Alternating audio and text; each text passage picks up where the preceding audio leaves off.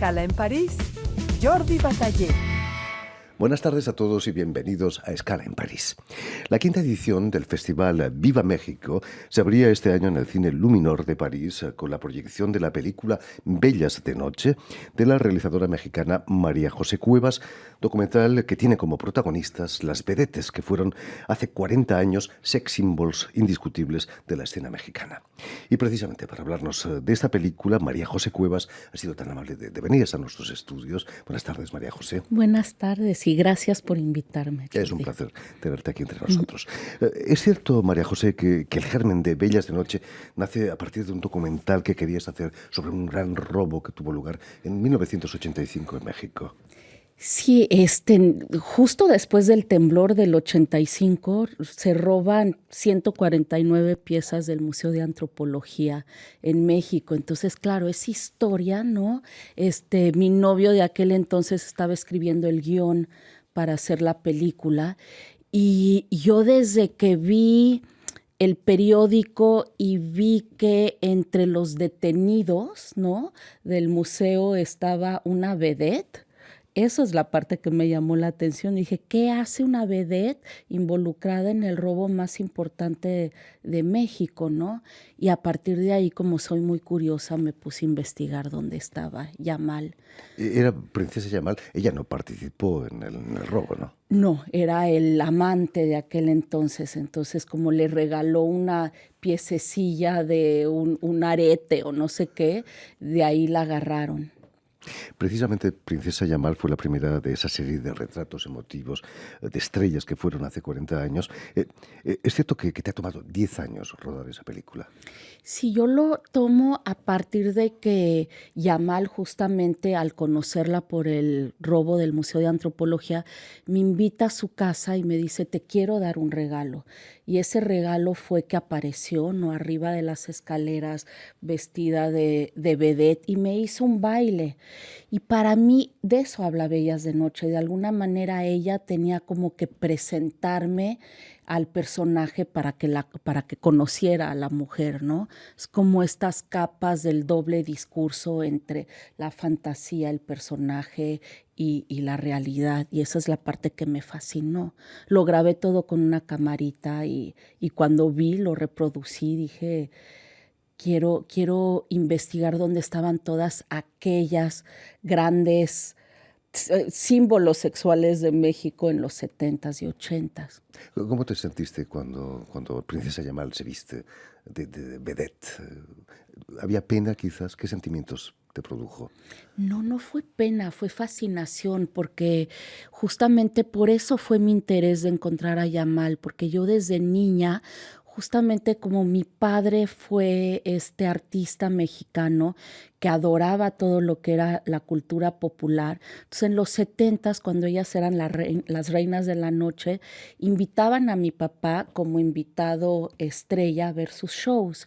Entonces, yo siendo niña, yo me acuerdo que tenía 10 años y mi papá me llevó a un cabaret a ver a Lin May. Entonces, claro, tienes 10 años, vas a un cabaret, después pasas al camerino. Es imposible que estos personajes no estuvieran como ligados a mi infancia.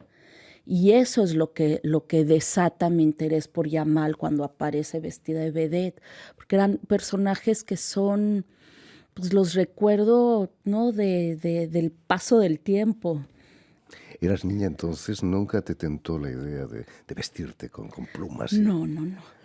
Soy lo más alejado a una vedette, pero justamente mis padres no me llevaron a ver la Guerra de las Galaxias, ¿no?, que era lo que veían todos mis compañeritos de la escuela, pero sí fui a ver a Lin May, al Teatro Blanquita, que era un teatro de revista muy importante en México.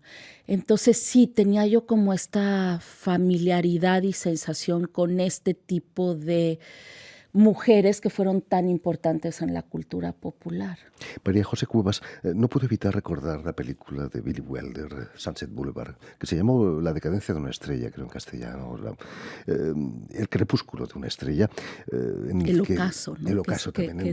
Tuvo varios títulos en diferentes países. Gloria Swanson está recluida en una casa en sus últimos años con su mayordomo, ¿no?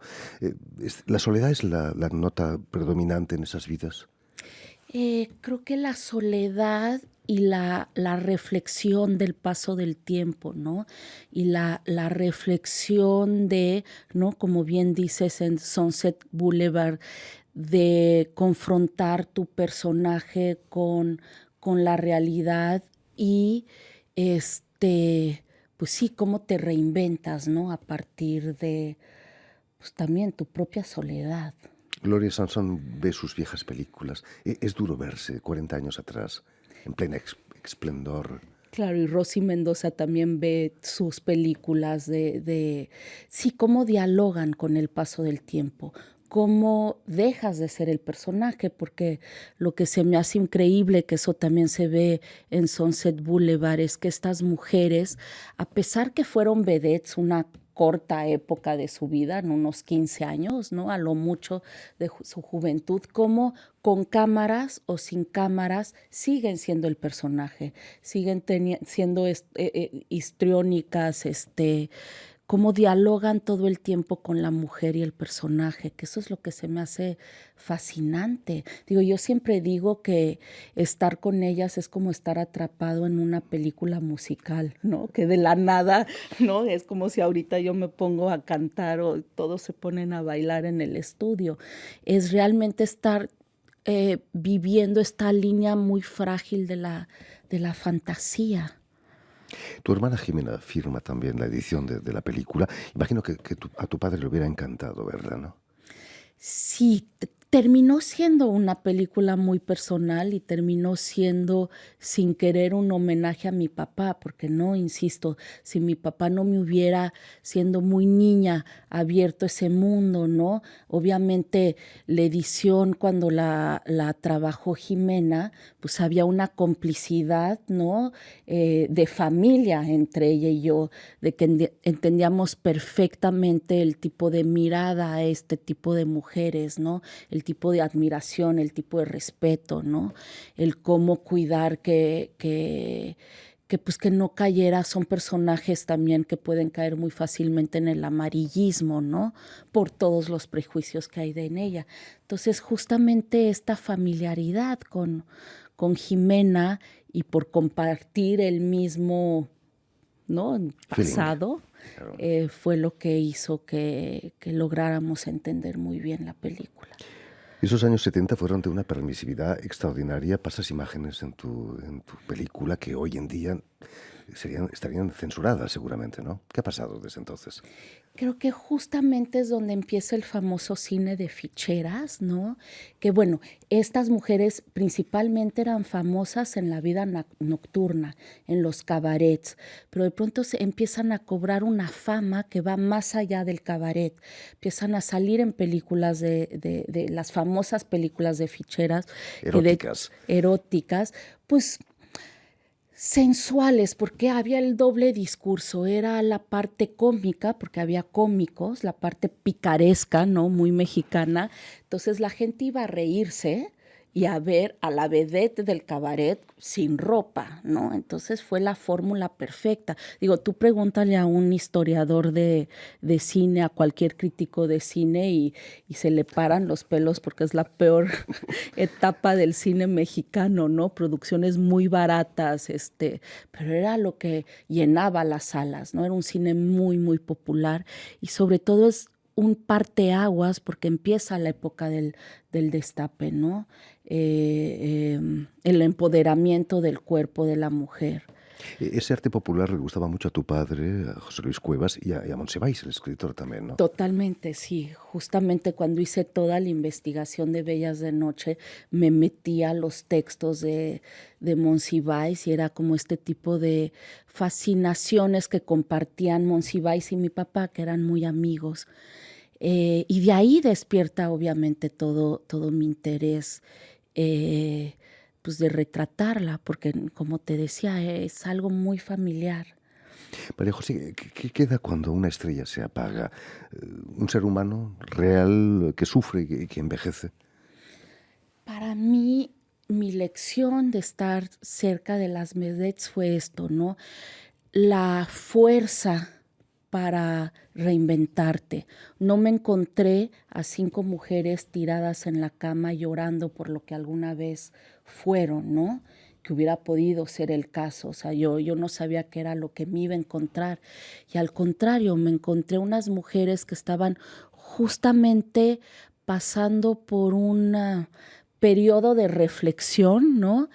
Sobre la vida. Creo que Bellas de Noche más bien habla de la vida, más que apagarse, es como mantener la esperanza, ¿no? Como vemos en la película, cada una se agarra del cristianismo, la otra de su libro, la otra de sus perros, ¿no? De ser activista con los animales, la otra del esteticismo, ¿no?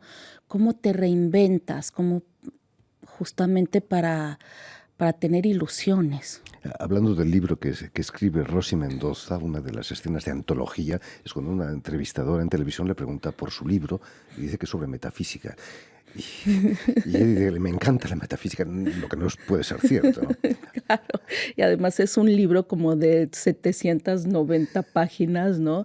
Que habla de metafísica y de la creación del universo, y eso lo mezcla con una vez más, con su propia biografía. Entonces aquí, como decíamos, ¿no? Cómo mezclan el personaje con la mujer, incluso cómo mezclas la metafísica con el personaje. Otra de ellas podría haber sido una gran violinista, ¿no?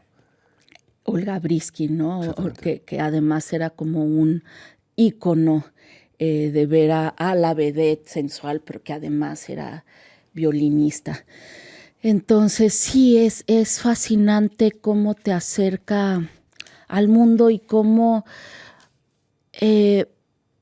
cuando yo las conocí se presentaban con las pelucas, con las plumas, con las pestañas postizas, y durante los 10 años que estuvimos de pronto se olvidaron de ponerse el maquillaje, ¿no? Que yo lo veo en todos los símbolos, como de pronto ya no les importó estar frente a la cámara sin la pestaña postiza para descubrirse ellas también quiénes eran. Digo, cuando se vieron en la pantalla casi me agarran a bolsazos porque decían, ¿cómo no?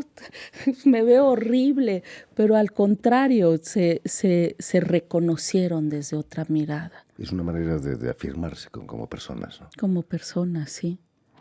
En fin, pues muchísimas gracias, María José Cuevas, por haber estado aquí con contrario. nosotros.